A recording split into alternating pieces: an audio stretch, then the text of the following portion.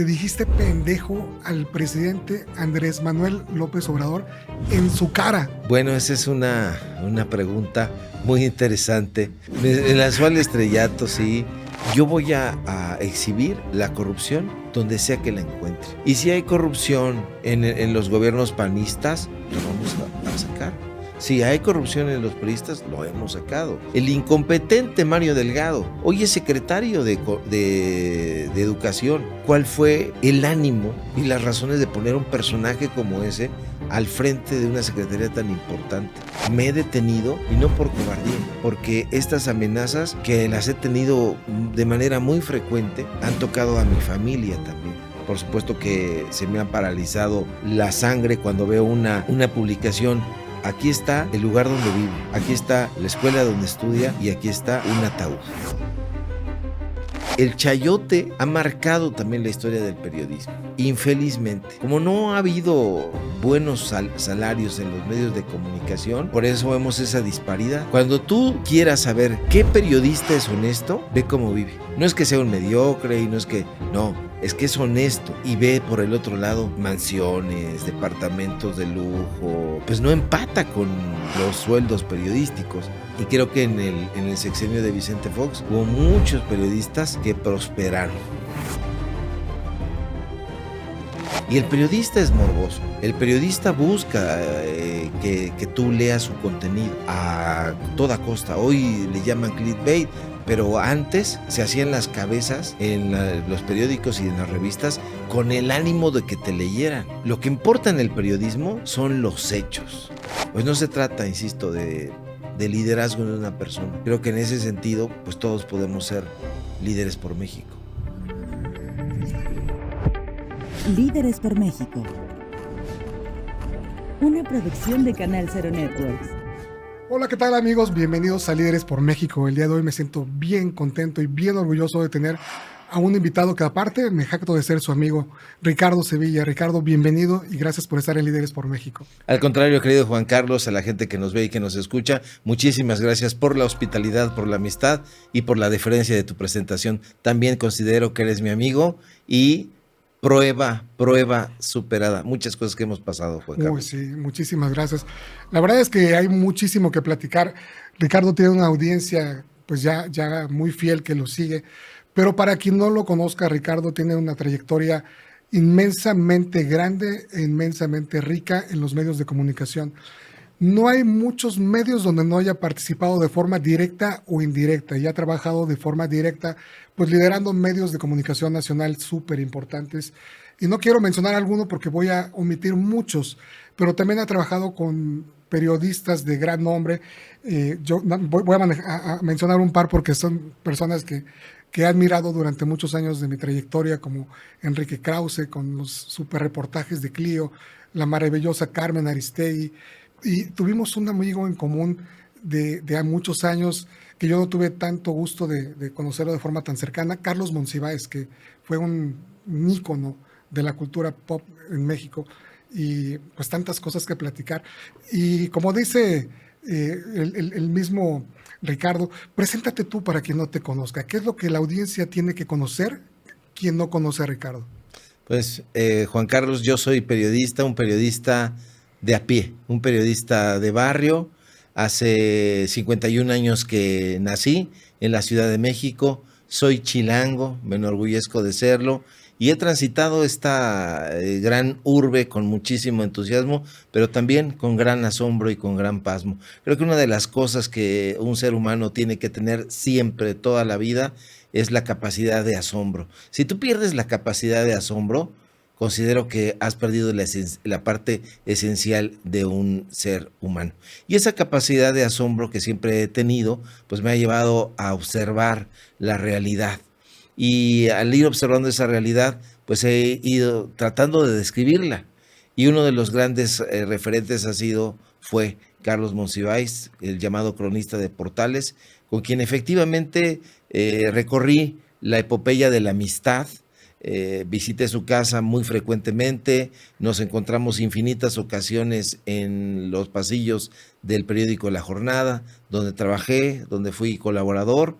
En la parte cultural y en el suplemento cultural, que era el suplemento literario. Entonces a él debo muchos consejos, muchas charlas, grandes enseñanzas, y creo que también el gusto por dos de las profesiones que hoy practico, o de las actividades, si así se prefiere, que es por un lado la literatura y por otro lado el periodismo.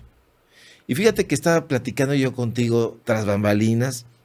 A mí me gusta ser muy claro, Juan Carlos, y te platicaba que justamente cuando yo estaba haciendo reseñas de libros en el periódico La Jornada, Carlos Monsiváis me dijo: he estado leyendo tus textos y quiero preguntarte si todo te gusta, todo lo que lees te gusta. Y yo reseñaba los libros de la mesa de novedades y los reseñaba positivamente. Pero le dije: no todos los libros me gustan, entonces dilo. ¿Se puede?, pregunté, y me dijo: claro que se puede. No me lo hubiera dicho, Juan Carlos, porque en ese momento comenzó una trayectoria que poca gente conoce, que es la trayectoria de crítica literaria. Durante un buen tiempo estuve ejerciendo como crítico literario, y era un crítico literario muy inclemente, al grado que durante una época me apodaron el logro de la literatura. Escribí en Arena de Excelsior, en La Jornada semanal, en El Sábado de 1+1, Novedades en la Cultura, Ovaciones en la Cultura, y bueno, pues así fui transitando, como tú bien dices, por diferentes medios. Estuve con Enrique Krause justamente ahí en Clio. Ya después hubo diferencias irreconciliables entre el ingeniero, como le gusta que le digan, y tu servidor. Pero soy sobre todo eso, Juan Carlos, un ciudadano de a pie que tiene grandes amistades como tú. No, muchas gracias. Eres un periodista rudo, que no se anda con medias tintas, de ataque, de golpe.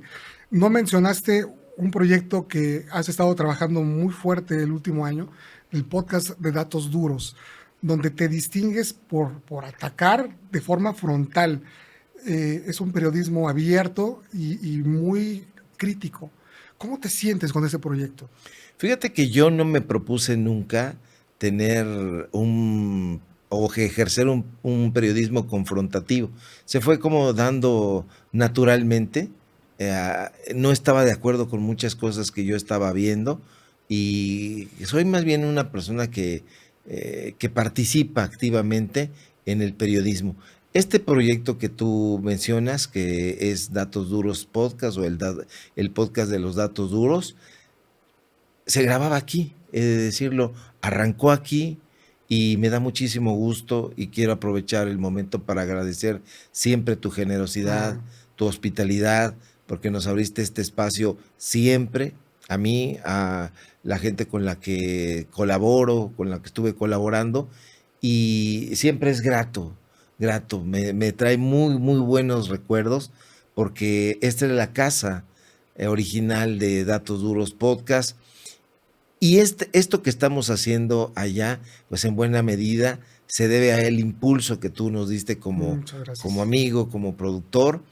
Y bueno, el asunto de los datos duros es más bien la coronación, quiero verlo yo de esa manera, la coronación de una trayectoria periodística que tenía que ver con respingar. Decía mi abuelita: respingas de todo. Y yo siempre fui un niño, un adolescente respingón. Entonces había cosas que no me gustaban, alzaba la mano y decía: no estoy de acuerdo. Y eso sucedió en el periodismo. Vi cosas que no me gustaban, las escribí, las publiqué, y poco a poco, sin darme cuenta, me convertí en periodista, porque he de decirte que yo estudié en la UNAM.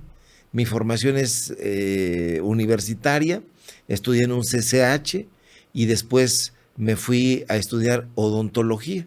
No me digas, eso no lo sabía. Sí, estudié 2 años odontología y deserté de la carrera de odontología para dedicarme a lo que yo quería hacer en ese momento, que era escribir.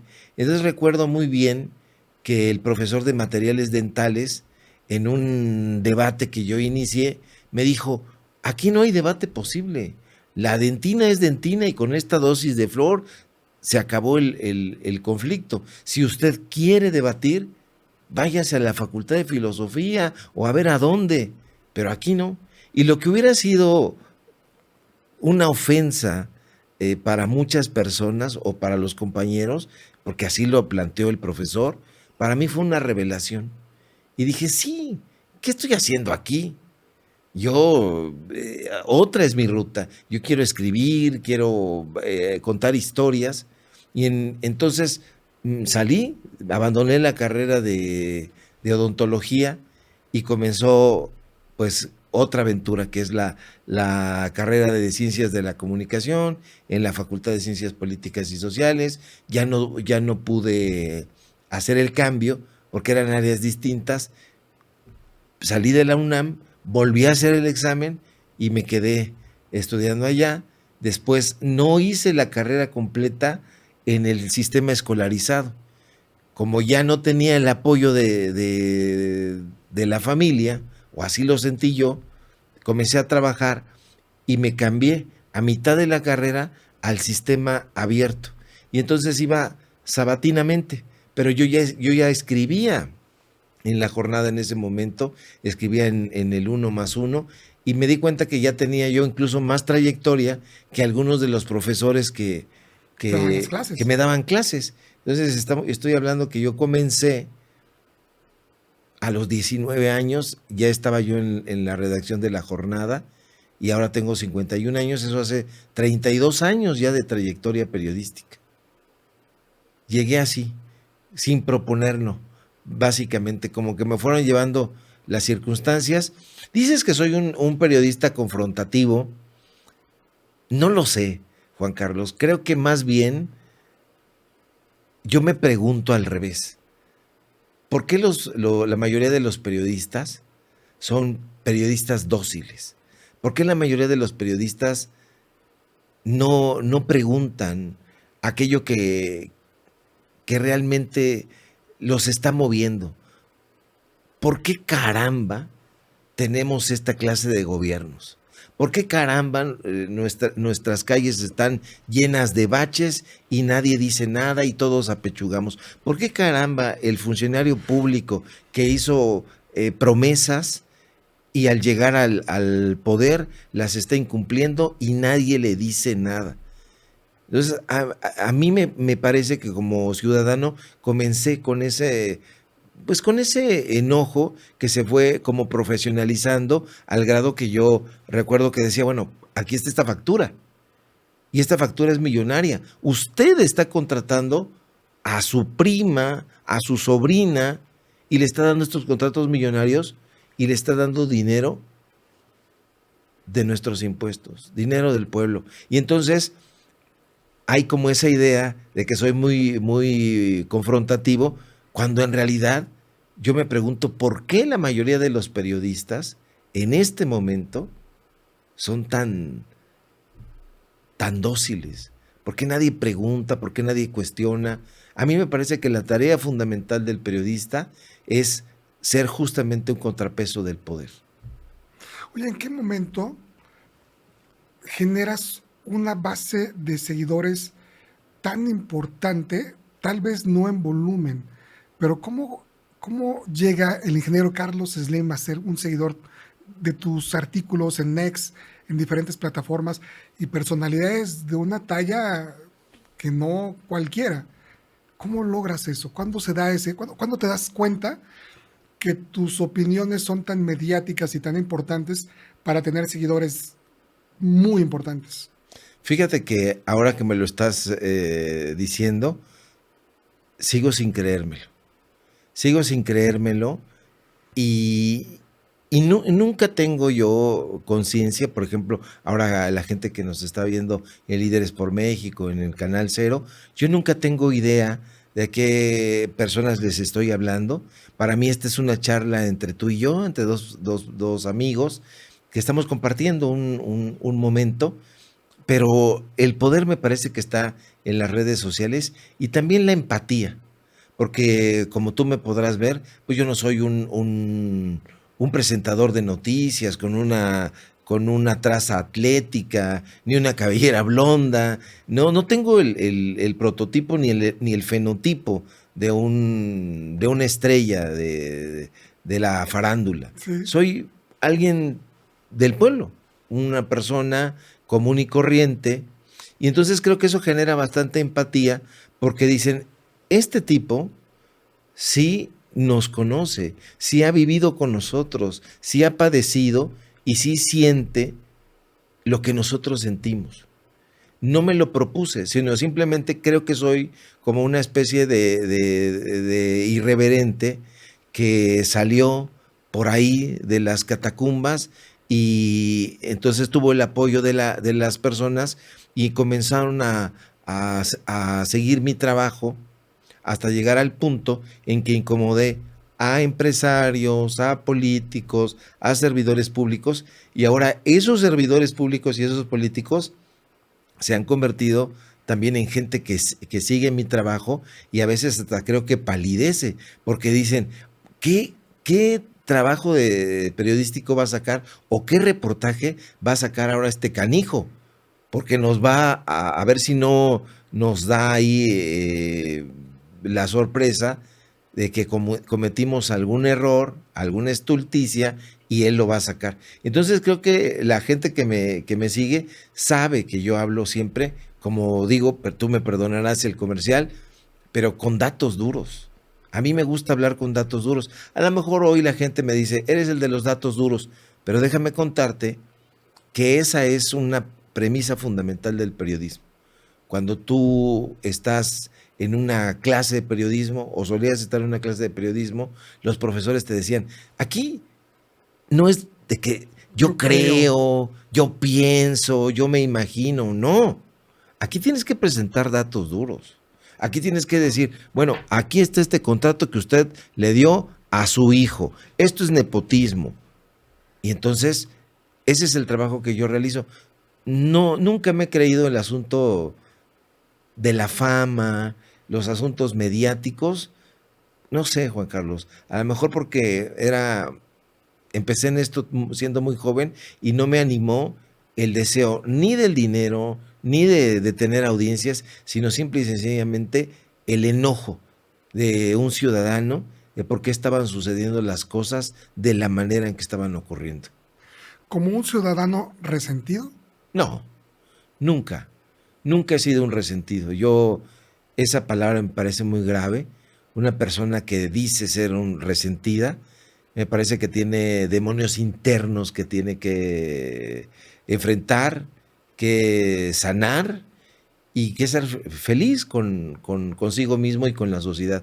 Yo soy más bien un irreverente, si se quiere, una persona que frunce la boca, que no está de acuerdo con mucho, pero jamás he sido un resentido. La gente que me conoce dentro y fuera de esto sabrá que en mí no hay animadversión, no hay odios, no hay rencores, no hay nada de eso. Simple y sencillamente el enojo reflexionado sobre ciertas cosas que están ocurriendo, que desde mi punto de vista están equivocadas. Debo decir que el periodismo independiente, el periodismo corporativo. Sí, el corporativo, pero también, fíjate, estos dos entran en conflicto, el corporativo y el independiente. El corporativo porque tiene intereses, son sociedades anónimas de capital variable que defienden a un negocio. Pero el periodismo libre deja de ser libre cuando comienza a ser financiado por corporaciones o por deseos de agradar a las audiencias y decir que me vean y que me pongan likes y que me compartan y que con lo que sea. Ya no estás pensando en la libertad, estás pensando en un concepto de negocios. Y entonces, ¿es válido el negocio? Por supuesto que sí, pero no vengas a engañar a la gente. A la gente no le digas, yo soy libre, yo soy neutral, yo soy objetivo, porque la gente va a revisar. Hoy, en la era de las redes sociales y donde puedes encontrar la información en cualquier recoveco, la gente te va a investigar y va a decir, a ver, Decías que eras independiente y aquí tienes un contrato con este político, con este empresario. No me vengas a decir que eres independiente porque estás tratando de lavarle la cara a estos personajes, que muchos de ellos son corruptos. Entonces, yo no creo en la objetividad del periodismo, ni en la neutralidad, ni ese tipo de, disculparás mi término, ese tipo de estupideces. Porque creo que los dados siempre están cargados. Hoy mismo yo tengo una visión parcial, no imparcial. Nunca he sido imparcial. Siempre he estado del lado de los desposeídos, del lado del pueblo, del lado de los oprimidos. Siempre he estado de ese lado, Juan Carlos. En ese sentido, ¿tú consideras que eres chairo? No, yo considero que soy un periodista, y me repito, del pueblo, de a pie, pero un chairo no lo soy, no porque me parezca ofensivo ni me parezca deleznable serlo, sino simple y sencillamente porque yo me siento un ciudadano libre. No soy chairo, ni soy fifí, ni soy negro ni blanco, ni mejor ni peor. Soy un periodista independiente. Y el asunto de los chairos, por ejemplo, por lo menos en este país, está vinculado al partido Morena. Yo no soy morenista, nunca lo fui y nunca lo seré. Y te lo digo abiertamente, yo he hecho muchas críticas al partido Morena, a muchísimos de sus integrantes que han incurrido en traiciones, en corruptelas. Yo no le lavo la cara a nadie, ni al PAN, ni al PRI, ni a Morena, ni a Movimiento Ciudadano, ni al PT, ni a nadie. Yo siempre voy a estar del lado del pueblo. No podría decir que soy un periodista de izquierda, porque como yo me formé, pues yo me formé prácticamente en las calles, jugando con la arena, con la tierra, utilizando zapatos de suela de llanta, vendiendo llaveros en un tianguis. Para mí no existían los conceptos de derecha y de izquierda. Para mí la realidad era esa, la realidad de un grupo social que estaba oprimido y que necesitaba romper esas cadenas. ¿Las vamos a lograr romper? No lo sé, pero esa es mi cruzada. Así que si yo encuentro corrupción como la he encontrado en el PAN, como la he encontrado en el PRI, lo voy a denunciar. Pero también la he encontrado en Morena y así lo he denunciado. Así que quiero trazar una línea con todos los partidos políticos, porque en mí, y la gente lo sabe, sí ha encontrado un periodista muy crítico y en ese sentido, pues sí, absolutamente indócil. Fíjate que yo creo que nunca había estado la sociedad tan polarizada, tan dividida entre los chairos y los fifís, entre la derecha y la izquierda. Es como que un fenómeno donde tal vez hemos alcanzado pues un nivel de conciencia donde tal vez estamos más involucrados por alguna forma, que estamos atentos, quizá es por los medios, la inmediatez de agarrar el teléfono y que de repente ves latinos con un punto de objetivo, con un punto de vista muy diferente a los que vemos en el otro extremo. Pero nunca habíamos estado, yo creo que, tan polarizados. Y vamos, no hay ni negro ni blanco. Entre el negro y el blanco hay una escala inmensa de grises. Y ahí es donde vamos adaptándonos, porque de repente estás muy a favor de algunas cosas, pero de repente no estás a favor ni de uno ni del otro.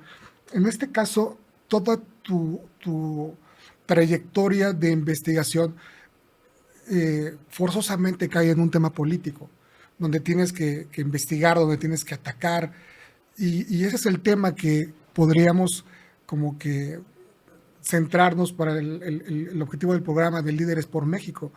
A mí me gustaría conocer como un líder de opinión que te lee, te escucha muchísimas personas, muchísimas, y no solamente es que estés en el ojo del huracán con ellos, sino la cantidad de interacciones que hay, la gente participa. Entonces ya se volvió un medio bidireccional, porque no solamente es que tú les des información, sino hay una retroalimentación. Por lo tanto, hay una comunicación constante donde tus programas, aunque no lo quieras, se convierten como en mini noticieros del análisis de lo que está pasando en ese momento, de todas las noticias y los acontecimientos que suceden a nivel nacional y muy enfocados a la política. En este sentido, yo he escuchado muchas opiniones, por ejemplo, de Broso, de que dices, no entiendo cómo un tipo tenga que vestirse de payaso para decir tantas sandeces, ¿no? O de Loret, de Latinos. ¿Cuál es tu opinión en ese sentido? Si tenemos, por ejemplo, que atacar nosotros a lo que se está haciendo en el gobierno, lo que están haciendo mal, y de repente ellos presentan investigaciones muy documentadas, ¿para ti tiene o no tiene credibilidad Latinos? Bueno, me has planteado una serie de preguntas a lo largo de esta disertación y yo quiero responder a varias de ellas. Me decías tú, voy a empezar de atrás hacia adelante. Y me decías que la sociedad nunca había estado tan polarizada. Debo decirte que esto es una construcción mediática, porque la sociedad mexicana siempre ha estado polarizada desde que nosotros tenemos conciencia histórica. Nos podemos referir, por ejemplo, al siglo XVIII, al siglo XIX mexicanos, donde estaba tan polarizada la sociedad que había liberales y conservadores, que había Comonfort y que había Ignacio Ramírez.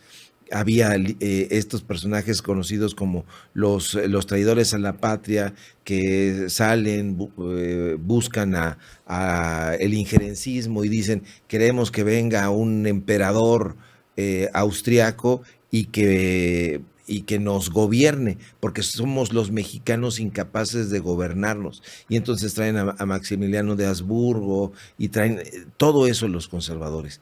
Y los liberales estaban sumamente polarizados, tanto que los liberales hacen esta defensa enorme por las libertades.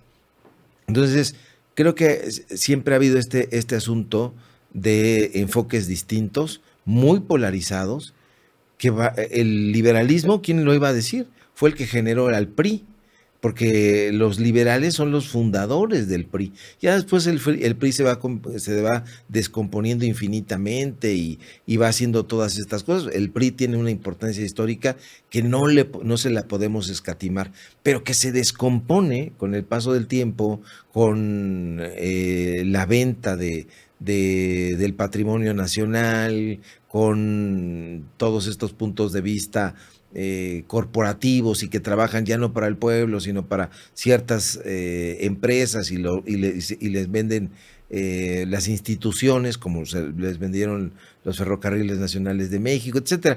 Muchas partes que nos dan cuenta de que sí ha habido una sociedad polarizada en México siempre. Ahora, más que polarizados, me parece que estamos politizados, porque efectivamente, como tú comentas, hoy pues sabemos quién es el presidente de la Suprema Corte de Justicia y quién era la presidenta de la Suprema Corte de Justicia y lo que se dice en las sesiones. Antes no, antes nos valía un comino, o nos guardaban la información y no sabíamos qué estaban haciendo en la Suprema Corte de Justicia los ministros, no sabíamos la diferencia entre un ministro, un magistrado, un juez, etcétera. Y hoy la población, en las casas, en los desayunos, conversa sobre este asunto. ¿Cuál es mi opinión sobre Latinos? La peor, Juan Carlos. Tengo la peor opinión sobre ese medio de desinformación, porque está fundado y financiado por un personaje siniestro en la política mexicana, que es Roberto Madrazo. Un personaje priista, un personaje que traicionó a los propios tabasqueños, un personaje que no fue capaz ni siquiera de terminar una carrera y que se salió y se volvió a meter el maratón de Chicago. Así es, un personaje tramposo, desde cualquier ángulo que lo veas. Y hace el financiamiento a un personaje emanado de las filas de Televisa, con todo el daño que ha hecho Televisa a este país. Las grandes mentiras se cocinaban en Televisa, y eso lo sabemos desde Azcárraga Vidaurreta, Azcárraga Milmo el Tigre, ahora ya no sé qué tanto Azcárraga Gallín, Ollán, porque ahora parece que quien está moviendo los hilos es Bernardo Gómez. Le daría un paro cardíaco al Tigre si lo supiera, aunque lo intuyó. Pero yo no confiaría en un medio de comunicación que hace montajes.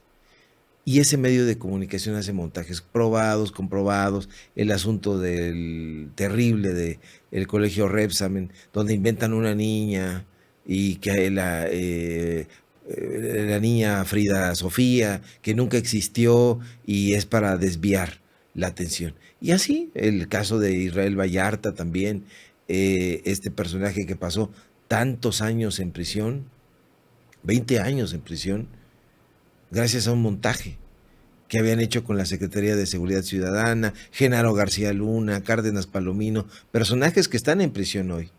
¿Y quién era el conductor en ese momento? Carlos Loret de Mola, en los 2 episodios.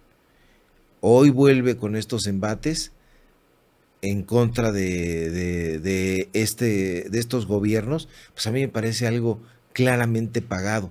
Podemos criticar a Claudia Sheinbaum, pues desde luego que podemos criticar y criticamos a Andrés Manuel López Obrador y su gestión, pero una crítica no tiene que ver con una animadversión.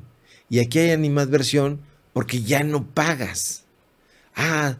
Ellos eran extorsionadores, Juan Carlos. He de decirlo con todas sus letras. Extorsionadores. A mí me tocó verlo. Llegaban a las delegaciones, hoy alcaldías. ¿Sí? Quiero publicar este libro. ¿Así? Y luego, quiero que tú lo pagues. Llegaban a la alcaldía Miguel Hidalgo, a la delegación Miguel Hidalgo. Pero no tenemos presupuesto para publicar. ¿No? No. Entonces no me lo vas a publicar. No, porque te digo que no hay presupuesto. Perfecto, me llevo mi libro. Acto continuo, venía una campaña en contra del delegado de Miguel Hidalgo, desde sus medios de comunicación. Extorsionadores. Yo quiero que tú me publiques algo, Juan Carlos, que saques un episodio en Líderes por México, y te digo, quiero que me saques mi episodio, a modo. No tengo tiempo porque estoy haciendo otra cosa. ¿No lo vas a sacar? Perfecto. Viene una campaña de denostación en tu contra porque no cediste a mis caprichos, que tenía que ver con el dinero.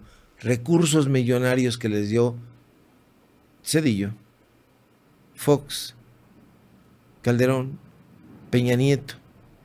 Recursos que les recorta Andrés Manuel López Obrador y que los destina a otras cosas. No, ¿cómo? ¿Por qué destinárselo a los más pobres y no a la clase media? Entonces, bien, ¿qué estás pensando? En ti, no en el bien nacional. Podemos estar de acuerdo o en desacuerdo con este tipo de políticas, pero de ahí a que sean los villanos que estos personajes dicen ser, no. Yo soy periodista, Juan Carlos, y sigo viviendo en el barrio en donde crecí y me desarrollé. Yo no tengo un departamento en Miami. El periodismo no te da para eso. El periodismo serio, el periodismo no financiado por los grandes corporativos. Yo no tengo una de estas embarcaciones, ¿cómo se llama? Un yate, como Joaquín López Dóriga. Que me digan a mí cómo hacen para sostener esa vida imperial. Pues tenían derecho de picaporte a Los Pinos en su momento. Entonces, mi opinión sobre esto es muy firme y algunos consideran muy radical. Víctor Trujillo, tremendo actor cómico, tremendo crítico social, pero hoy lo vemos metido en un personaje que es un payaso político. Ya desde ahí, ¿por qué te tienes que disfrazar como un payaso para opinar de esta manera?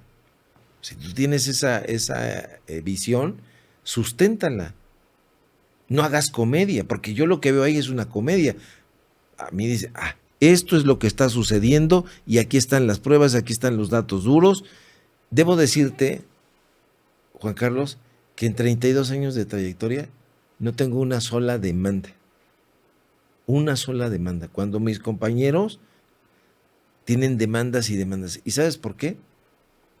Porque todo lo que digo está sustentado en pruebas, en contratos, en órdenes de pago, etcétera. Son los famosos datos duros. Sí. Pero ya me extendí. Uno de los principios básicos de la calidad son los hechos y datos y supuestos y apreciaciones. De ahí parte todo. Como bien decías, el yo escuché, el me dijeron. Como periodista se requiere de una labor muy ética y de mucho trabajo, de mucho tiempo, para que puedas tú llevar un trabajo de investigación serio y mostrar esos datos duros. En algún momento has fallado toda esa metodología de apoyar alguna idea porque todos lo hacían, porque creo que la base más importante como líder de opinión es tu credibilidad. Y esa se ha ganado a pulso por más de 30 años, lo tenemos más que comprobado. He escuchado, por ejemplo, en algunas entrevistas que has dado, que has sufrido incluso amenazas de muerte por ser tan abierto, ¿no? En lo que preguntas, en lo que cuestionas y en lo que presentas, porque lleva una carga legal de mostrar o de hablar, de expresarte. La voz es fuertísima. ¿Cómo manejas esto? Todavía no lo aprendo a manejar. Me preguntaba si he fallado. Claro que he fallado. A mí he escuchado a muchos colegas que son infalibles, que me den la receta. No, yo he fallado en muchas ocasiones y tengo que decir, este dato estaba equivocado y este es el dato correcto.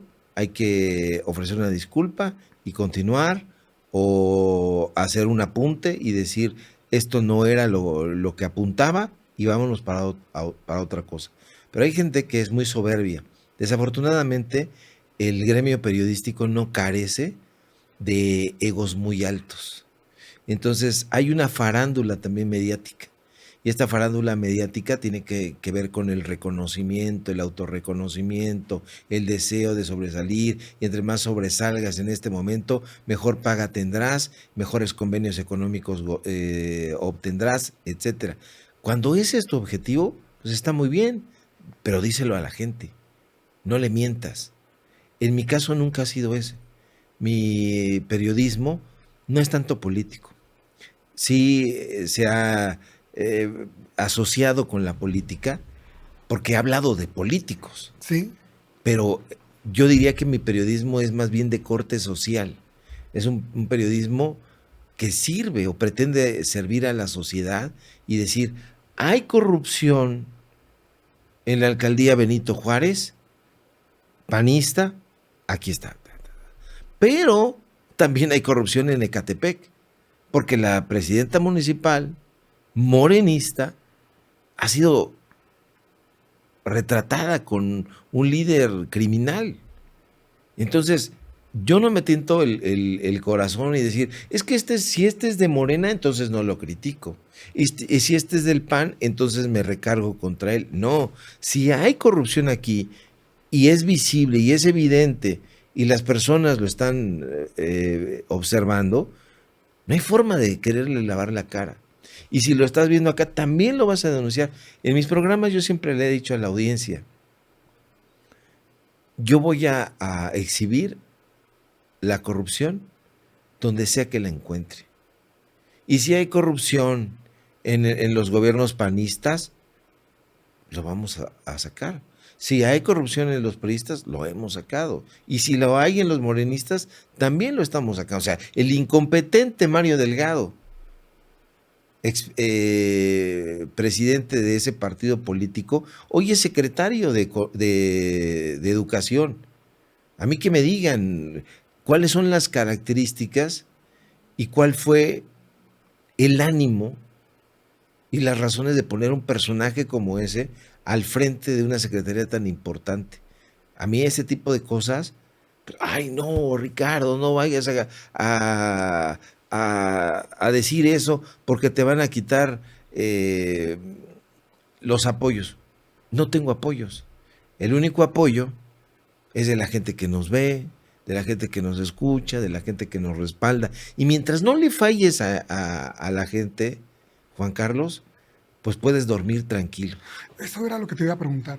¿Cómo puedes dormir tranquilo cuando sabes que le estás pisando los talones a gente muy importante y que aparte te amenaza?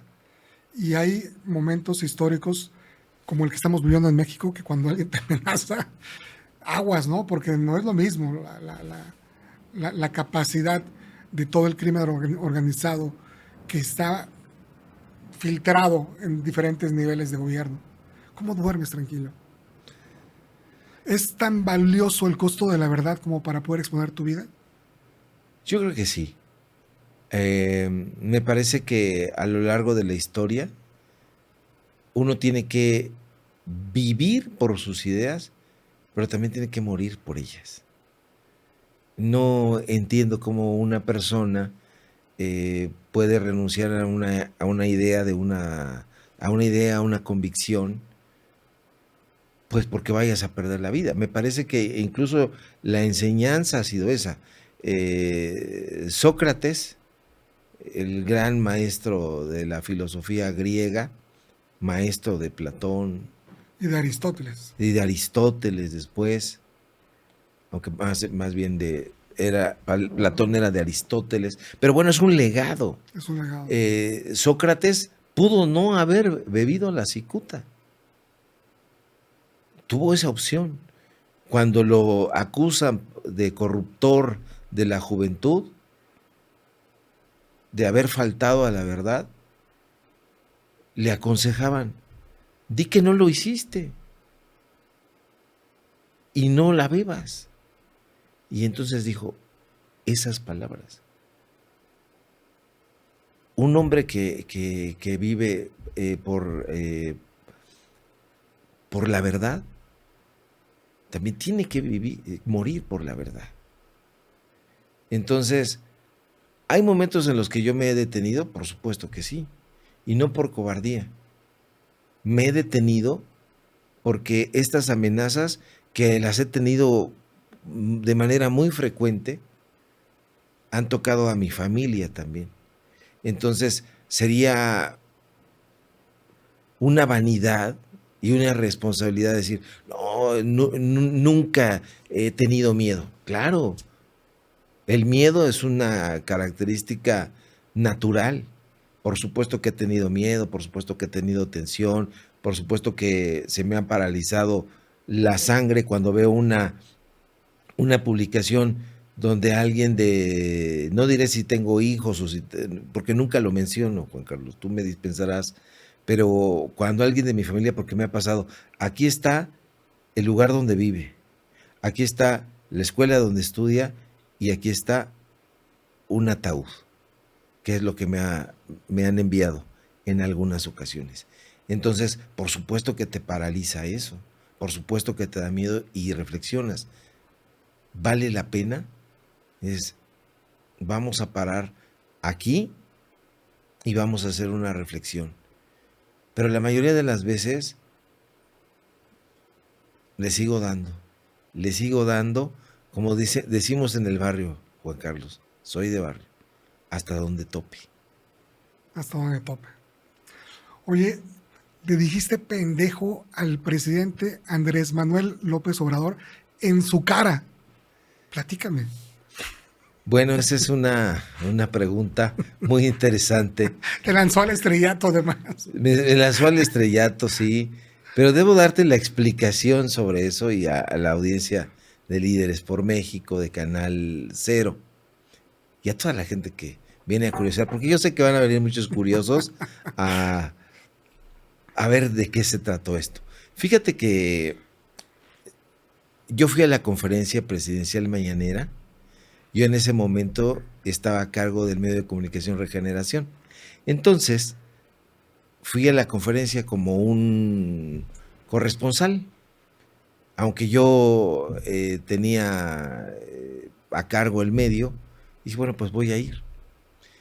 Entonces fui a plantearle al presidente López Obrador algunos temas que me parecían inquietantes. Por ejemplo, ¿qué hacían unos personajes en el Canal 22 cobrando sueldos muy jugosos y que tenían prácticamente 20 años metidos ahí? Y después le pregunté sobre el Canal 11 y bueno, pues ya me dio su respuesta y me dijo que estaba debatiendo con la oposición, con Héctor Aguilar Camín, con Enrique Krause, etcétera. Pero una semana antes se había filtrado un video de Héctor Aguilar Camín llamándole pendejo al presidente López Obrador.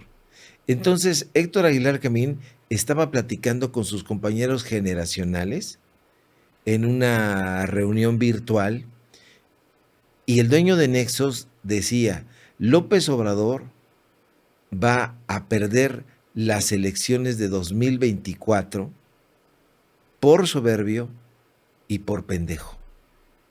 Fueron palabras de Héctor Aguilar Camín. Entonces, cuando él mismo puso el video, tenía una semana, 2 semanas que había él estado pasando ese video en la conferencia mañanera, y cuando yo llego a la conferencia mañanera y él me dice, estoy debatiendo con ellos, es un debate, yo le acoté, señor presidente, ese no es ya un debate, le dicen pendejo, pero no es que yo le dijera pendejo, esa es la importancia también y la influencia a veces perniciosa de los medios de comunicación y de los clickbaits, porque es un temazo ese, Sí. el asunto de los clickbaits, porque la mayoría de estos medios en las plataformas digitales dijeron, aquí el reportero, el periodista que le dijo pendejo a López Obrador, nunca le dije pendejo. Le cité las palabras que le había proferido Héctor Aguilar Camín. Héctor Aguilar Camín sí le dijo pendejo. Yo no le dije pendejo porque nada más alejado de mi ánimo que insultar al presidente de la República, faltarle el respeto a la investidura presidencial y sobre todo porque yo siempre tuve simpatía por la gestión de López Obrador. He de decirlo abiertamente. No tuve simpatía, ni he tenido simpatía por Morena, y mucha gente del gabinete no me convenció, pero sí tuve una enorme simpatía por Andrés Manuel López Obrador, por su gestión, por las cosas que hizo y que pretendió hacer. Muchas llegaron a buen puerto, ahí están los datos duros, y otras no llegaron a buen término. El Instituto Mexicano del Seguro Social es una calamidad, está el asunto del huachicol fiscal en Petróleos Mexicanos, el asunto de Segalmex, muchas cosas no salieron bien, pero otras tantas salieron bastante. Así que, en honor a la verdad, mi querido Juan Carlos, nunca le dije pendejo al presidente. Oye, pero qué buena anécdota, ¿no? O sea, para el futuro, para ti es algo, se me hace padre, se me hace como anecdótico. De eso que vas a contar en 30 años, aparte existe la documentación de que sí realmente sucedió. Fíjate que ahora que ya podemos entrar en el terreno de lo anecdótico, ese día en el Salón de la Tesorería, porque es donde se lleva a cabo la conferencia presidencial, en el Salón de la Tesorería pues estaban los reporteros nacionales, internacionales, fotógrafos, camarógrafos, y yo me levanté, era en la época de la pandemia, yo con cubrebocas y hago pues se quedaron callados.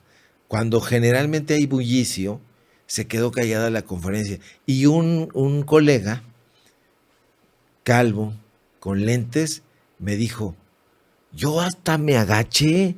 Dice, porque dije, no sea que me vayan a confundir y que digan que yo fui el que le dijo pendejo al presidente. Con el cubrebocas. Y yo dije, no, hombre, es que no se lo dije. O sea, se ha convertido en una especie de chiste local, de chiste para los entendidos, pero, insisto, nada más alejado de la verdad pues para aquellos que en su momento trataron de tergiversar. Eso es lo que hacen muchos medios, Juan Carlos, tratar de tergiversar. Buscan el clic a costa de lo que sea. Ahora que estábamos hablando también sobre el tema de los clickbaits y cómo buscar de alguna manera que vengan, cuando te hacen esas preguntas, ¿no? Que son preguntas tontas, que son preguntas pendejas para acabar pronto, que no puede ser posible que te citen en un medio para tener una entrevista formal y que te digan, oye, ¿te gusta el agüita? ¿Te gusta esa o te gusta que sea con saborcito? ¿Alguna vez te has enfrentado a alguna entrevista o a preguntas de tus entrevistados donde te sientas incómodo, que digas, esto está fuera de contexto, ¿no? ¿Qué estoy haciendo aquí? Fíjate que yo sé, en el arranque de mi carrera me sentía más que sacado de onda, me sentía nervioso, muy nervioso, porque eran otras épocas y yo llegué a entrevistar a personajes como Carlos Fuentes, Carlos Monsiváis, Fernando del Paso. Yo era un periodista cultural, he de decirte, un periodista muy volcado hacia la literatura.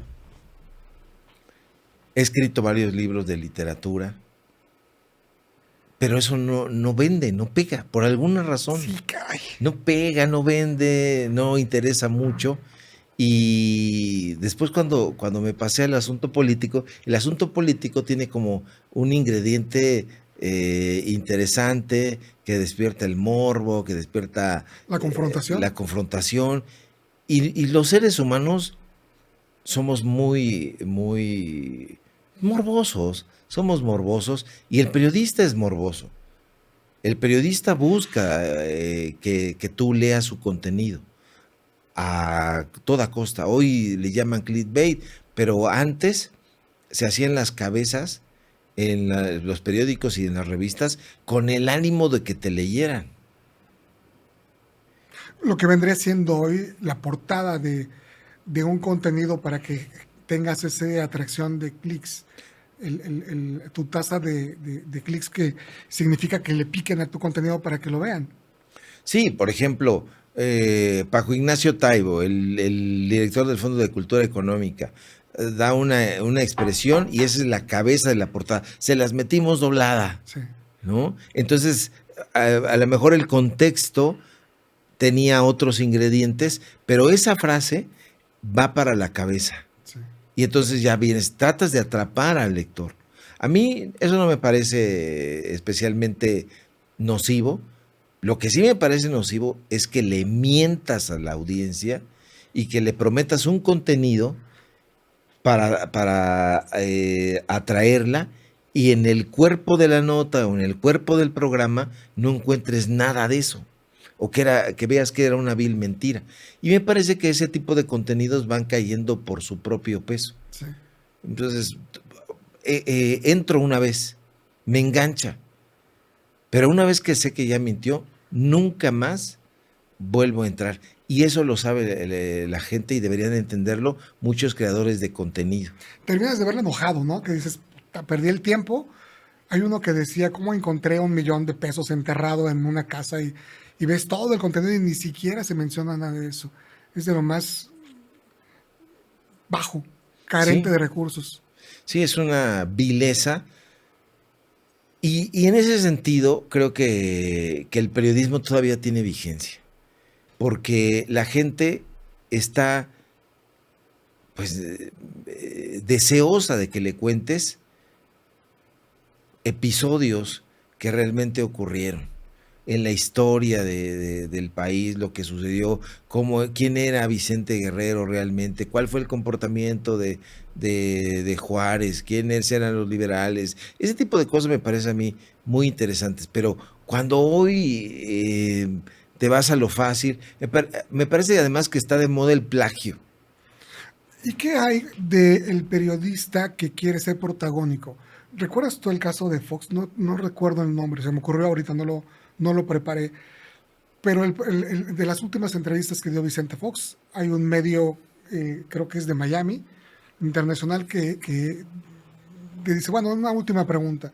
Y se va, pero a la yugular, oiga, de la declaración de tal hay un libro donde está diciendo que usted es un corrupto por esto y por esto. Entonces lo saca de contexto. No sé si fue una pregunta dentro de un contexto, si era el lugar, si era el momento, si es porque él ya estaba fuera, pues ya encaminándose, ya era la última semana, ¿no? Y se hizo muy mediático, se hizo muy viral, porque se pelea abiertamente. ¿Lo recuerdas ese caso? Fíjate que recuerdo muchas cosas de Vicente Fox, no especialmente ese hecho, pero sí la bola de sandeces que cometió. Fíjate que Fox llegó a la presidencia con una gran esperanza. En el imaginario colectivo se pensaba que era la caída del PRI. Había perdido el PRI por primera vez en 70 años, por primera vez en la historia de ese partido político se había caído. Y entonces viene una esperanza, viene el cambio, el auténtico cambio. Vicente Fox va a tutelar, a encabezar este cambio, la caída del PRI. Pero desaprovecha la oportunidad y viene una serie de sandeces. Es una gestión marcada por la ineptitud y por la corrupción. El Toallagate, por ejemplo. Este tipo de expresiones en contra de las mujeres, que son lavadoras con patas, y una serie de estulticias que cometió este personaje para terminar dándole cabida pues a un personaje que ganó de manera nebulosa, que fue Calderón, para después finalmente que regresara el PRI con Peña Nieto. Sí. Entonces, creo que fue, como dicen en mi barrio, llamarada de petate. Todo el mundo teníamos esa esperanza, vamos a votar por Fox. Fox sacó, como él decía, ¿no? Vamos a sacar al PRI de los pinos a patadas. Era su frase predilecta. Entonces, había gente que tenía muchas esperanzas en ese cambio, no ocurrió, pero los periodistas, híjole, no fueron especialmente críticos con Fox. Un puñado de periodistas sí, pero como se repartía mucho dinero, es que el chayote ha marcado también la historia del periodismo.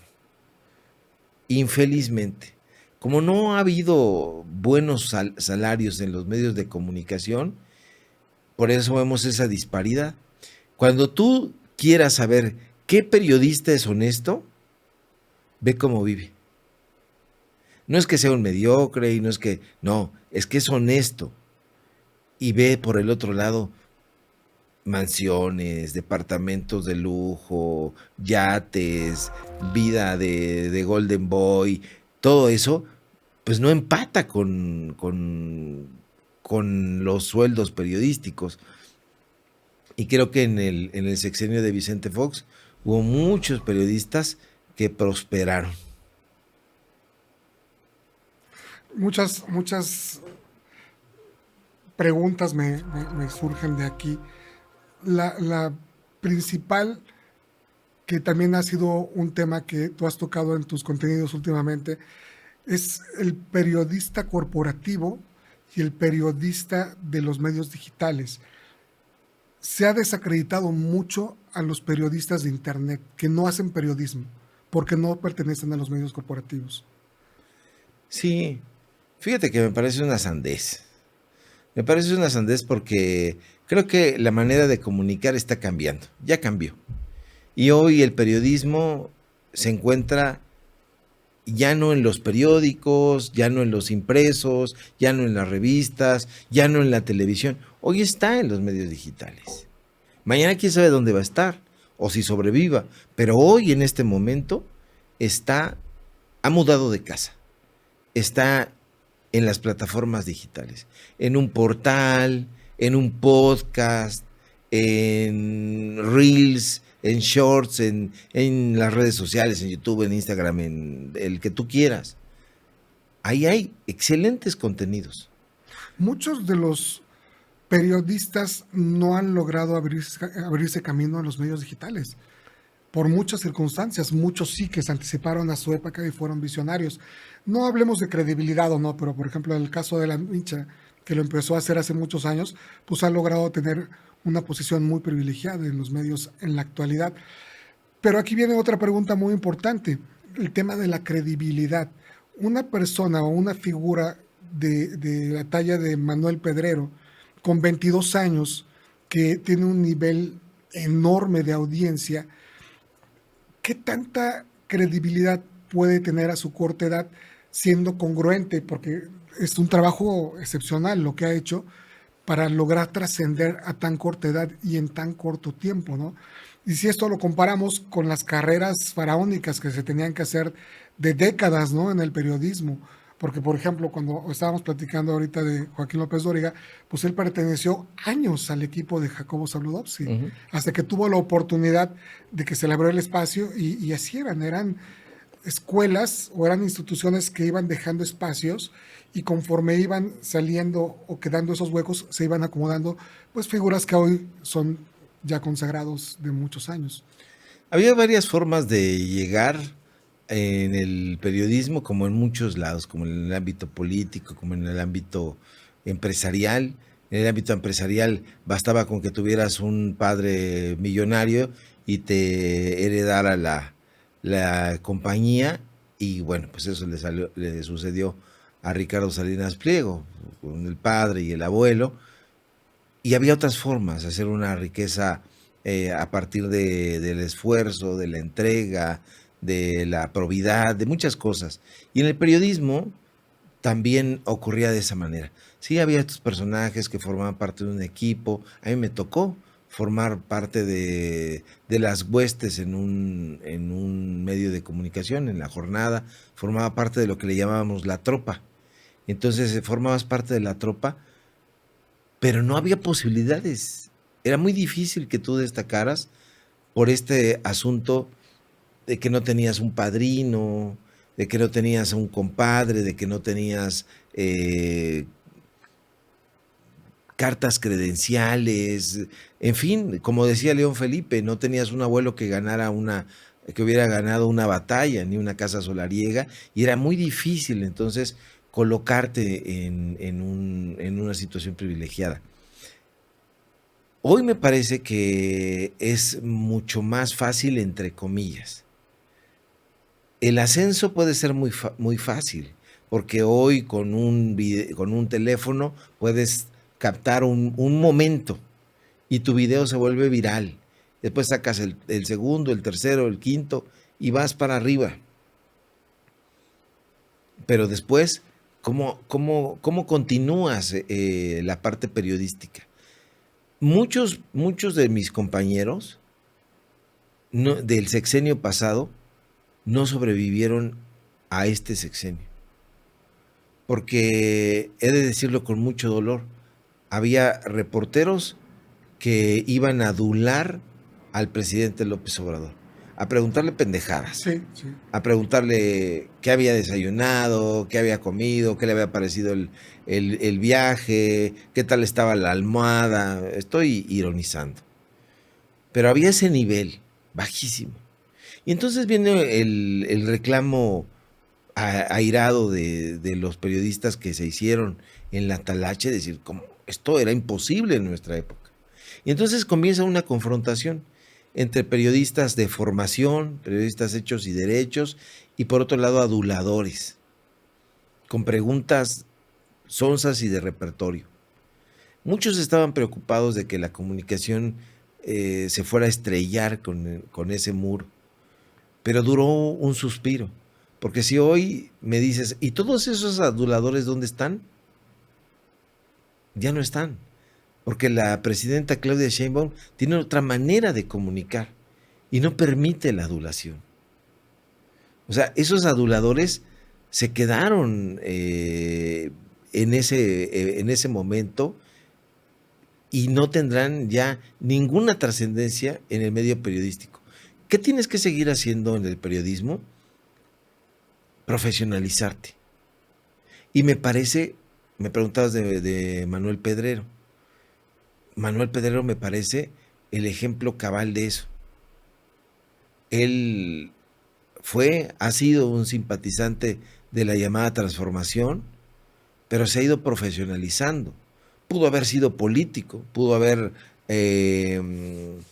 abrazado alguna propuesta, que le hicieron muchas, de ser un legislador, de tomar un puesto público, pero él ha tenido la claridad desde el principio de querer ser un periodista, y me parece que lo ha conseguido.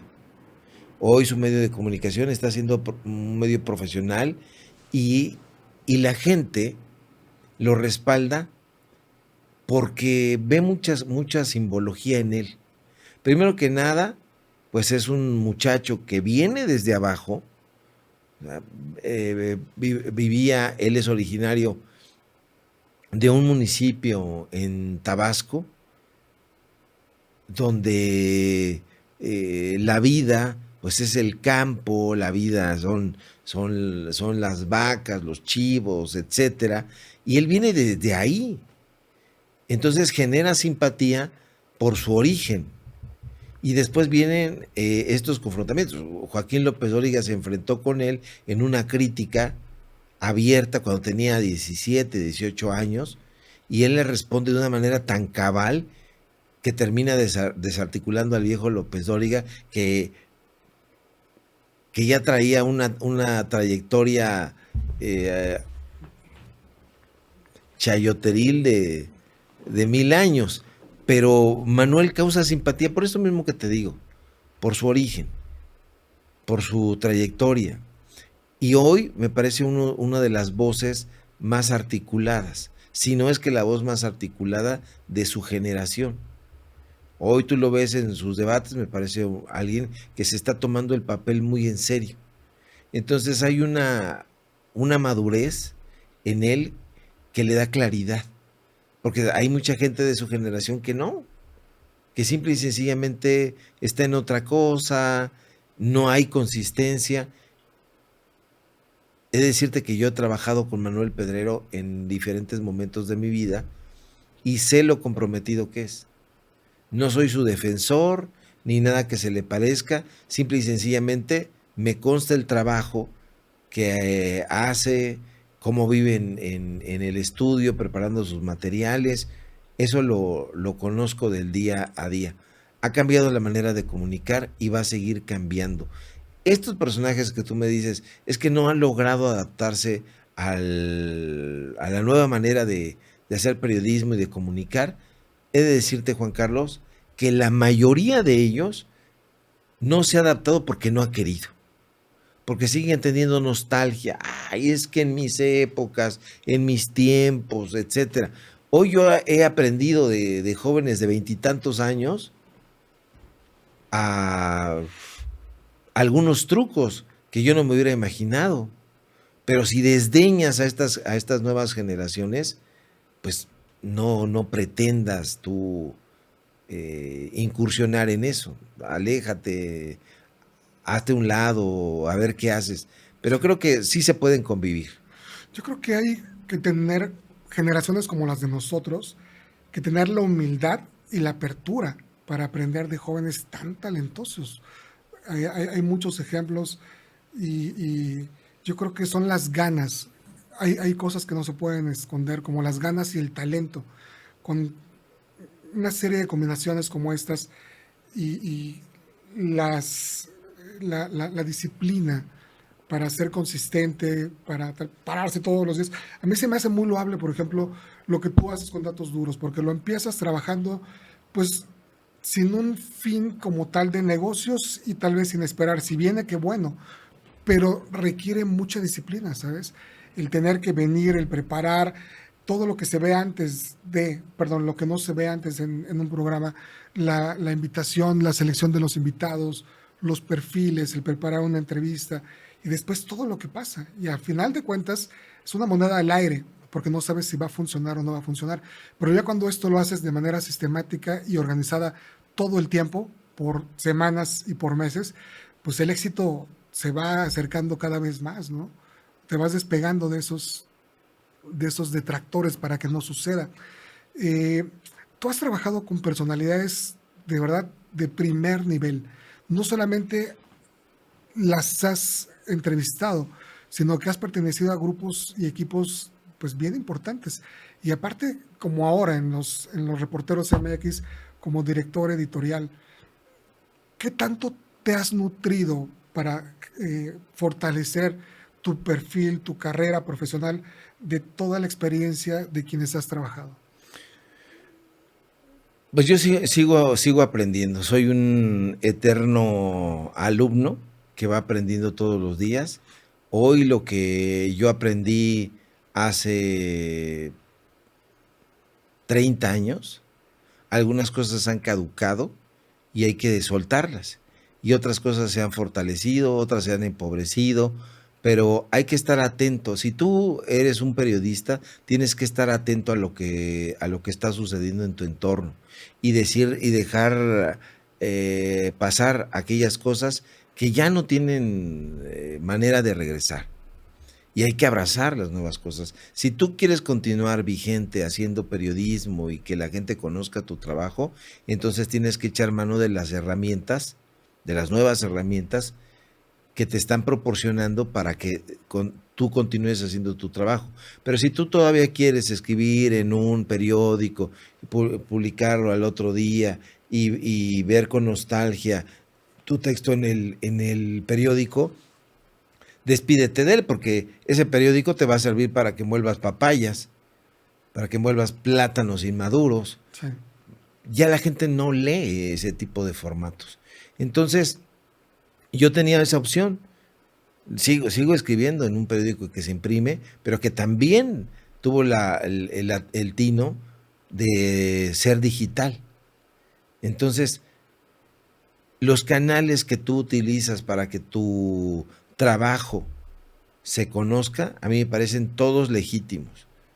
Ya los contenidos es otra cosa. Si mientes o dices la verdad o lo soportas con datos duros o son ocurrencias, eso ya es otra cosa. Pero los vehículos que tú utilices para que tu trabajo sea conocido, a mí me parecen todos transitables y hay que hacerlo. Así que aquellas personas que todavía están con la nostalgia, es que en los viejos tiempos, no. Acérquense a estos jóvenes. Hay algunos irreverentes y hay algunos que te apuñalan, ¿no? Que intentan verte la cara, pero si uno camina, como diría mi padre, con pies de plomo, pues tú sabes perfectamente cuál es la ruta que tienes que recorrer. En ese sentido, pues como todo en la vida, Juan Carlos, vas a encontrar gente buena, loable, trabajadora, sincera, y vas a encontrar lo contrario. Pero es la aventura. ¿Y cómo vislumbras el futuro del periodismo a nivel global con todo el uso de las herramientas actuales como la inteligencia artificial, que puede hacerte una redacción perfecta, puede corroborar todos los datos con sustentación en internet? Por ejemplo, un contenido que puse yo de un capítulo que grabé con Alex Sintek, donde él dijo que su primer acercamiento, o más bien su debut como músico, fue tocando la batería con Cepillín en el Madison Square Garden de Nueva York. El día 1 salieron chorro de comentarios con la evidencia de que no había registros de que eso hubiera pasado. Entonces, esto te da como que un nivel, o sea, no tienes que ir al Madison Square Garden para ver qué pasó cuando estuvo. La inmediatez y el uso de la inteligencia podría transformar hasta qué grado el periodismo a nivel global. Sí, lamentablemente para todos esos mitómanos está la información ya a un clic. Entonces hay que cuidar. Yo jamás he entendido este anhelo de figurar y de decir una serie de cosas. Yo soy Juan Camaney y no lo entiendo. Me preguntabas hace rato, porque hace muchas preguntas, Juan Carlos, y me decías, ¿cómo ves al periodista que quiere figurar? Pues yo me lo veo de la tostada, francamente. Si usted no me pudiera ver, yo se lo agradecería, porque ¿qué tiene que ver en mí? Nada. Lo que le cuento creo que es lo que pudiera tener trascendencia, lo que le revelo, la información. Yo sería feliz sin ni siquiera salir a cuadro. Me gustaría, no sé, que saliera mi voz contando una historia, un reportaje, haciendo ese tipo de trabajo, porque me parece que esa es la parte relevante. No que comí, que cené, si me cayó pesado, si tengo que tomar una café aspirina para que no me duele la cabeza. Todo ese tipo de cosas me parece más del ámbito morboso y personal. Lo que importa en el periodismo son los hechos. Me acuerdo que alguna vez en un medio de comunicación trabajaba yo como el coordinador de reporteros. Y entonces una estrella de la farándula, que no voy a decir porque si no se va a revelar esto, se iba a casar. Y entonces mandé al reportero a que cubriera el evento. Entonces regresa el reportero, antes de lo previsto, sin nota. ¿Qué pasó? No hubo nota. ¿Por qué? Porque no se casaron. Pues esa es la nota, que no se casaron. Obvio. Entonces, ese tipo de cosas hay que ser muy cuidadosos y de colocarle a una persona el membrete, si tú quieres, o la calidad de periodista. No porque esto lo tenga que practicar una persona superdotada, sino simple y sencillamente porque, seamos honestos, no cualquiera lo puede, no cualquiera lo puede hacer, ni tiene el talento para ejercerlo. Te voy a decir por qué. Porque si tú quieres ir con un médico obstetra, ¿irías conmigo? Pues no. Porque yo no soy un médico obstetra. Porque un médico obstetra tiene estudios que lo avalan, experiencia comprobada, y vas con él. Si tú quieres información veraz, si tú quieres información fehaciente, Sí. ve con los profesionales de la información, y aún con todo, corres el riesgo de que te mientan. ¿Qué es lo que tienes que hacer? Ve a las fuentes originales. Ve a las fuentes originales. Oye, es que dijeron aquí que maniataron a una serpiente y tal. Y me lo creí. ¿Cómo la van a maniatar? No tiene manos. Desde el principio, ¿no? Entonces, hoy vivimos también una hemorragia de comunicadores que pueden comunicar cosas, de su manera de decir y de exponer puede ser fantástica, pero lo que te dicen es una mentira, una estupidez, una sandez. No todos tienen el respeto ante el micrófono. No todos se preparan para hacer una entrevista. No todos tienen el deseo de respetar este oficio, esta profesión. Hay gente que quiere likes, hay gente que quiere monetizar, hay gente que quiere fama. Todo eso a mí me parece respetable, pero díselo a la gente. ¿Sabes qué? Vamos a hacer un podcast porque me interesa monetizar. No me interesa contar nada, no me interesa. Quiero monetizar. Ah, perfecto. Pónganle su like, compártanos. ¿Por qué? Porque quiero hacerme rico. Entonces, pero díselo a la gente, e incluso vas a tener gente que te vea. Si tú le dices a la gente, ayúdeme porque me quiero enriquecer y le quiero disparar un pomo, y compártalos. Va a tener gente. Pero si le sales con una historia y resulta que era mentira, la gente te va a arrumbar. Sé sincero ante todo. Ese sería mi consejo no pedido. Sí, sí, claro.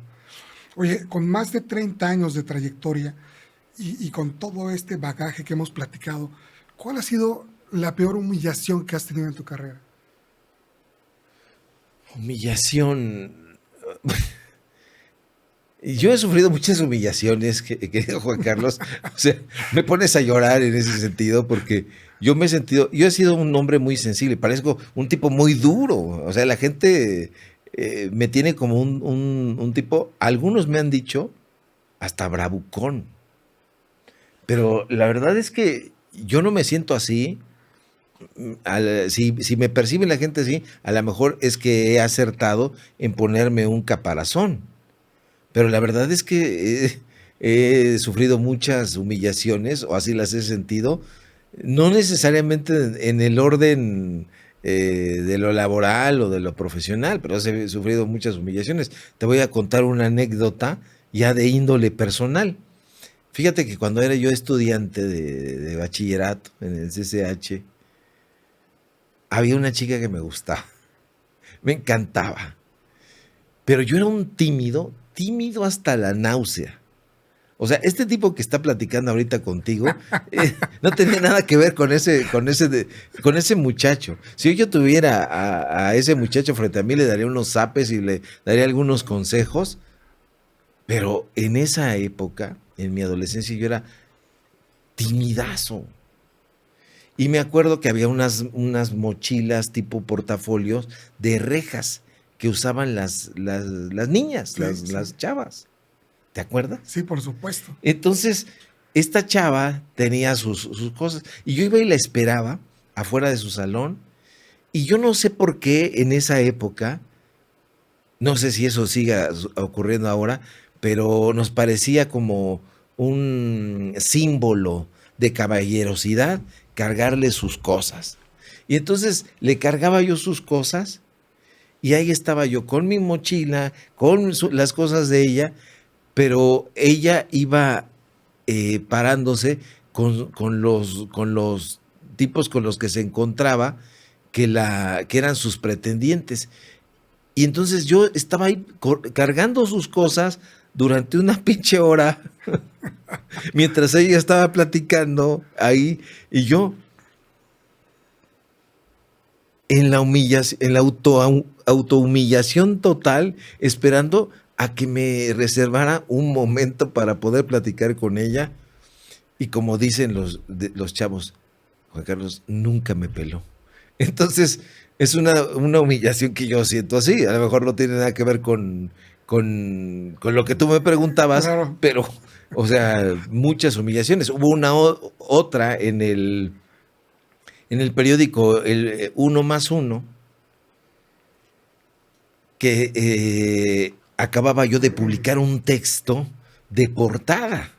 Y entonces me llama el director a su oficina, y era una oficina que tenía vidrios como muros. Sí. Entonces estaba yo feliz y todo, y me encomienda un reportaje, y voy a salir, y de repente me estrello así, siento un golpazo. Yo sé que tú eres un hombre muy respetuoso de tu audiencia, y yo también, pero no fue un golpe, fue un madrazo, un auténtico madrazo, porque estaban tan limpios aquellos vidrios que yo no los vi, iba a salir según, y que me doy un frentazo, mano. Pero si hoy hubiera esos memes, ahí. Pero no solo fue eso, camino según a la puerta y me doy otro madrazo. Fue increíble, y yo no volteé, en la tercera ya encontré la salida, y ahí me voy pero me dolía la cabeza, me dolía el alma, y pues me sentí humillado. Antes no rompiste los cristales. Sí, no, es que eran unos cristales pues templados. Sí, aquí le ponemos franjas justamente para eso, para que veas dónde se delimita. Sí, no habían en ese momento. Y bueno, de esas te puedo contar un montón. Era más hacia el lado periodístico de tu trayectoria, alguna situación que te haya forjado para decir, puta, es como un tema de derrota, ¿sabes? Que una derrota te hace renacer para decir, de esto no me vuelvo a equivocar, ¿verdad? O sea, ¿no te importan mis anécdotas personales? Pues sí me importan, pero es que tu audiencia, ahorita que lo decías, que sí te percibes con una persona como fuerte, como duro, como de mucho ataque. Tuvimos también a Álvaro, que era de ESPN, ¿cómo se llama, Tonito? No, un periodista de ESPN que es súper rudo, grande, tiene un vocerrón así tremendo. Y entonces dice que cuando en la escuela de sus hijos lo mandaron llamar, por ejemplo, para darles alguna queja, y vieron que entró este güey, todo el mundo se hizo así chiquito, porque es como muy confrontativo. Cuando a ti te vemos atrás bueno, en los programas, es como un ataque tras otro, y es la semblanza de una persona como con un caparazón donde estás siendo como el juez y estás exigiendo información. Entonces es como preguntas de pocas palabras, pero que pones a la audiencia, al entrevistado a sudar, ¿no? Y es parte de este programa. Parte de este programa es conocer un poquito de la personalidad, de dónde vienes, de cómo te has forjado para ser quien eres, para concluir justamente en una reflexión de cómo generar ese liderazgo en México que tanto necesitamos. Y ese liderazgo no viene solamente de una persona que es exitosa, sino cómo comparte ese liderazgo para permear en otras personas y que vayamos caminando juntos hacia un mejor futuro, ¿no? La verdad es que ha sido súper padre compartir todas estas anécdotas. Y cerrando en México, aterrizándonos en México, ¿cómo vislumbras el presente que tenemos con toda la forma como se ha gestionado la política, el tener una presidenta, el tener un gobierno como Morena que, pues vamos, sabemos que nada va a ser perfecto en ningún lado, pero ahorita al paso de los años, pues ya están saliendo, así como todo lo que dejó el gobierno anterior en todos sus niveles y que son imposibles de tapar, y que por más buena voluntad que tengas de hacer las cosas bien, pues tienes un chorro de cola que te pise, ¿no? De forma directa o indirecta. Mi pregunta concreta es, ¿cómo ves a México en este momento para que podamos tener las condiciones de crecer en todos los sentidos? Yo creo que estamos en buen camino, creo que es una buena ruta. No se ha convertido en Venezuela, no se ha convertido en Cuba, no se ha convertido en una dictadura. Hoy tú puedes ir a la Plaza de la Constitución y mentarle la madre a la presidenta, se la podías haber mentado al presidente y no ibas a tener a los guardias presidenciales sometiéndote, ni los vas a tener. Eso no se podía hacer en otro momento. Antes había esta poca libertad de expresión, antes había nula libertad de expresión. Hoy puedes decir lo que sea, puedes subir un tuit y pitorrearte de quien sea y no vas a tener al FBI, a la CIA, tratando de meterse a tu casa y todo. Puedes decir prácticamente todo. Incluso creo que hay un exceso ya de posicionamientos incluso racistas, incluso clasistas, pero hoy vivimos un esplendor, por lo menos en cuestión de censura. Ahora te tiene que censurar YouTube, te tiene que censurar la plataforma, porque en otros lados no te censura nada. Puedes decir lo que sea prácticamente. Entonces creo que hay libertad de expresión a todo nivel. ¿Cómo ve el gobierno? Me parece que este país está en construcción. Creo que hay muchos aciertos, pero son más los retos, los desafíos que vienen, y esos no le van a corresponder necesariamente al gobierno resolverlos. Las crisis de identidad, la unión entre mexicanos y mexicanas, pues es algo que se tiene que construir con el compromiso de todos, de todas las clases sociales, de todos los pueblos, esta creación del México que tanto anhelamos, un México próspero, pacífico, no depende de la voluntad de una sola mujer, ¿no? De la presidenta.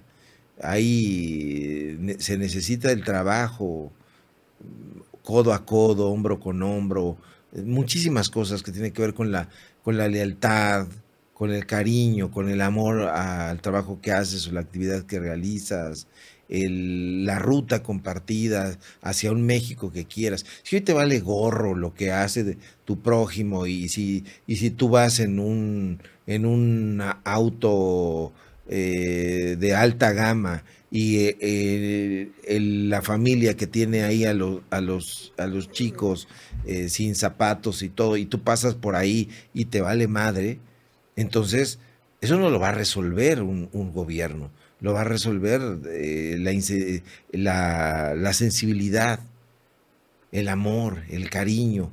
Entonces no todo tiene que ver con los asuntos de la política corrupta, también tiene que ver con la corrupción de la humanidad. Y si somos insensibles y nos importa un cacahuate y preferimos gastar y dilapidar nuestro dinero en lugar de ayudar a alguien a construir su sueño y decir, bueno, pues, ¿sabes qué? He gastado 1,000, 2,000, 3,000 pesos en una francachela, pero soy incapaz de ayudarle a una persona a que pueda construir su sueño, dándole una aportación, algo, no lo sé. Me parece que forma parte de un todo, sí, en lo social, en lo educativo, en lo cultural, en lo intelectual, en lo económico, en lo político, en lo jurídico, en todos los ámbitos, querido Juan Carlos. ¿Qué te duele de México? Te iba a decir un chingo de cosas. Pero son más todavía. Me duelen muchas cosas. Me duele la indiferencia. Me duele el injerencismo, que todavía existe. Este asunto de un secretario de Estado con una imagen de Batman y diciendo soy el quitavisas, y que se deje pasar eso de parte del gobierno, me duele. Me duele porque estamos criticando el asunto de los emperadores europeos y todavía hay ese injerencismo, pretende haberlo. Este personaje que hace amenazas a través de redes sociales en contra de la población mexicana no se debería permitir, en contra de nadie. Me duele eso, me duele la falta de empatía, porque hay personas que no, simple y sencillamente no están dispuestas en enfatizar. Yo no soy especialmente un consumista, Juan Carlos, y me duele que haya esa parte, ¿no? El deseo de agradar y de formar parte de un gremio en torno a las marcas, en torno a utilizo este tipo de zapatos, este tipo de vestimenta con estas características porque quiero encajar en una élite, quiero encajar en un grupo social privilegiado a toda costa. Esa parte me duele bastante, en lugar de tratar de construir una nación más próspera para todos, no para mí. Yo, en mi caso, me siento muy contento y muy feliz, por eso te decía que no soy un resentido, con lo que me ha dado la vida. Hoy tengo la posibilidad de estar aquí, en tu programa, en tu podcast. No sé si sea yo un líder por México, pero me lo ha dado mi gusto por la literatura, mi gusto por el periodismo, y yo invitaría a la gente a que luchara por sus sueños. A lo mejor es una recomendación guajira, pero que luchara por sus sueños, por sus anhelos, por lo que quiere ser, y que nadie ningún hijo de la tostada le diga que no puede hacer lo que quiere hacer. A lo mejor me van a decir, ay, Sevilla, él eché el leganismo y todo este asunto. A mí me importa un comino, pero yo he de decirte que nunca tuve las cosas simples así. Yo desde que era niño quería ser periodista y me propuse ser periodista y hoy soy el periodista que quería ser en esa época. No, hombre, tuve que hacer muchas cosas, vender llaveros puerta por puerta, vender helados. Había una heladería que se llamaba Bing, helados ¿Cómo? Bing, y yo trabajaba vendiendo helados, he hecho un montón de cosas. Entonces, hay una cosa que siempre ha marcado mi vida, que ha sido justamente cuando me dices que no puedo. Si hoy tú me dices, oye Ricardo, no puedes hacer tal cosa, eso se convierte en un catalizador para mí, para demostrar y demostrarte a ti, demostrarme a mí que sí se puede. Me dijeron que no podía ser periodista, me dijeron que no podía ser escritor, me dijeron que no podía trascender de los medios de comunicación corporativos a YouTube, a las redes sociales, etcétera, y lo estoy haciendo. Para mí todos los días es un desafío. Y creo que pues no se trata, insisto, de liderazgo de una persona. Creo que en ese sentido, pues todos podemos ser líderes por México. Qué bonitas palabras. Quedó como un poema. Fíjate que yo empecé haciendo estos programas por una situación muy fuerte, muy triste. El programa originalmente con el que empecé se llamaba Reinventarse después de, porque todos tenemos una situación crítica en nuestra vida que nos pone en la lona. En mi caso fueron pérdidas, fueron enfermedades, o pérdidas económicas, pérdidas de mi familia, que de repente todos tus pilares se van y se esfuman y no tienes algo de qué agarrarte. Entonces yo empecé haciendo esto como una especie de catalizador, en mi caso, para autoterapearme y explorar la fragilidad humana, la fortaleza humana y buscar en cada una de las personas cuál es el éxito, cuál es su visión del fracaso, cuál es la visión de la trascendencia. Y aprendí muchísimo y eso después ya, después de cierto número de programas, dije, bueno, creo que esto lo hice para mí y ya cumplió su objetivo, vamos a evolucionarlo a un sentido de cómo podemos hacer nosotros algo por México y a partir de ahí tener planteamientos pues diferentes para tratar de impactar con las acciones que cada uno podamos hacer, como bien lo decías anteriormente, sin esperar a que el gobierno lo haga, que nosotros podamos hacer un cambio. Y en ese sentido, no me gustaba solamente hacer como entrevistas de preguntas, sino que yo también pudiera tener mi visión y tener como que ese balance, ¿no? Para que realmente fuera una charla, no una entrevista. Y a mí me gustaría autocontestarme la pregunta que te acabo de hacer. ¿Qué te duele de México? Esta semana tuve una situación, pues para mí fue muy fuerte porque de repente me habló mi hijo y me dijo, papá, estoy en el segundo piso del periférico, explotó una llanta y estoy saliendo de una curva. Entonces, a las 7 de la mañana salí como pude, llegué al lugar donde él estaba y sucedieron una serie de acontecimientos en serie que todos fueron así como que no tenía la llave correcta el coche de la llanta. Es muy poco común que te explote una llanta, o sea, explotó, claro. Literal.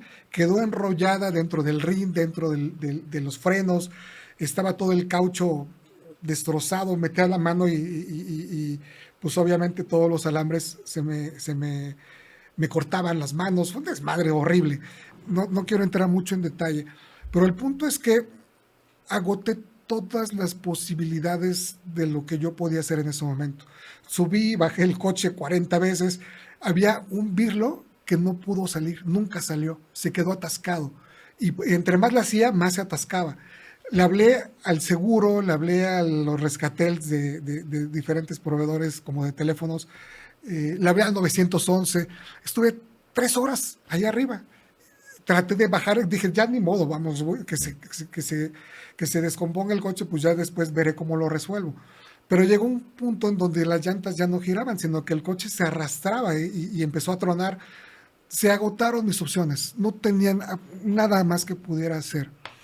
Y entonces la única forma de que creí yo que podía solucionarlo era pidiendo ayuda tal vez de un coche que trajera una herramienta más profesional, una llave de mejor calidad.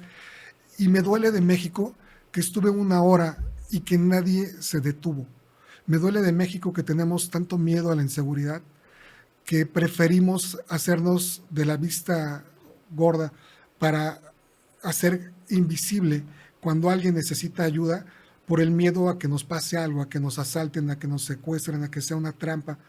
Y cuando estás del otro lado es una impotencia terrible porque, vamos, estás a las 6 de la mañana en tus 5 sentidos con tu hijo en una situación, pues, entre comillas, no es la peor situación del mundo, pero me duele la indiferencia.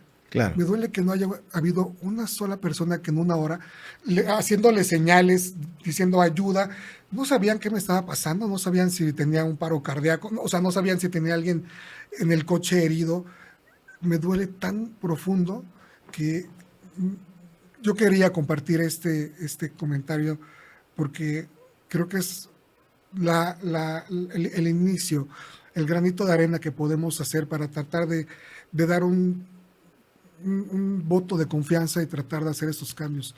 Entonces, perdón por ocupar el espacio de tu entrevista, pero creo que era importante porque muchas veces esperamos grandes cambios, pero en realidad los grandes cambios empiezan por pequeñas acciones que podamos detonar para que podamos acercarnos más como mexicanos, ¿no? Porque pues muchas veces cuando hay las peores crisis como los terremotos, los incendios, que la gente se vuelca y nadie logra igualar a México en el nivel de hermandad para sobrellevar situaciones crisis. Pero yo creo que hay mucho que podemos hacer y depende de nosotros. Sí, no, al contrario, me parece muy pertinente tu comentario, lamento la anécdota, pero tienes razón. Decía yo hace un momento que la indiferencia, vivimos en una época, lamentablemente, donde permea el narcisismo. También tiene que ver con eso. Es cierto el tema de la inseguridad y decir, bueno, pues es que si me bajo algo me puede suceder, pero también tiene que ver con el asunto del valemadrismo, del narcisismo, y decir, mientras no me toque a mí, no me pase a mí, y en ese sentido nunca vamos a poder crecer ni salir de un atolladero si continuamos pensando frente al espejo, solamente ante lo que me pase a mí, a mi círculo cercano, y de ahí en fuera, lo que le suceda a esta nación no me importa. Entonces, en ese sentido, iban mis comentarios también, apuntalando esto que tú dices. ¿Cómo queremos un país mejor si somos incapaces de tenderle la mano al prójimo? Que el prójimo es el próximo, es el cercano. Entonces, ¿cómo nos estamos ocupando? Porque a veces hasta es contradictorio. Oye, mira lo que está sucediendo aquí, en casa, a un lado, al vecino, al hermano, y estamos tratando de resolver los pleitos de Palestina. Exacto. ¿No? Yo estoy a favor del pueblo palestino, pero también estoy a favor del pueblo mexicano y de lo que nosotros podemos hacer como nación, crecer, salir adelante a partir de la empatía, a partir del cariño al pueblo mexicano, que no se convierta para nada en una realidad aquella triste frase que durante un tiempo estuvo permeando por ahí, que decía, para joder a un mexicano, basta ponerle a otro mexicano. Me resisto a creer en eso, Juan Carlos. Sí, yo también. Es muy, muy, muy feo y es muy sabido que somos como los alacranes, ¿no? Que ves que estás teniendo un éxito y alguien te pone el pie, pero ha habido muchos invitados en los programas que he tenido y siempre concordamos en que los buenos somos más.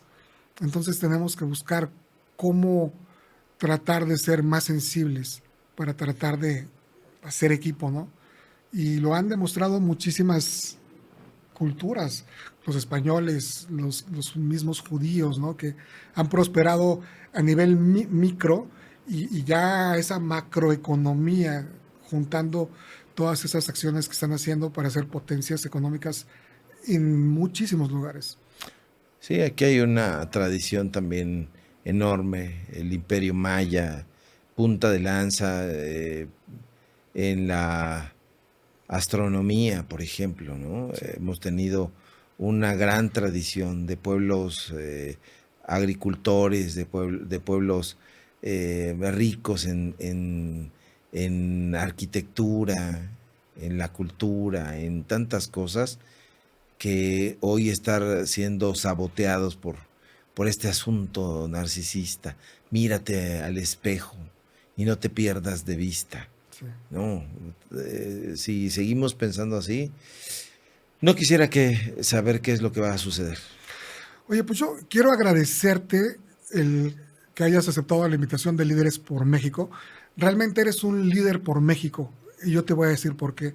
Porque logras poner voz a las preguntas que nosotros tenemos, porque logras confrontar de forma directa y de forma clara, contundente, a grandes personalidades para preguntarles lo que nosotros quisiéramos saber, sin sonrisas, sin entrevistas a modo, de una manera directa, y eso es algo que a nosotros nos favorece y nos enriquece, porque logra darnos una visión perimetral, no de lo que escuchamos en las noticias o lo que vemos en shorts de YouTube o de cualquier plataforma, sino de una realidad actual de lo que está pasando.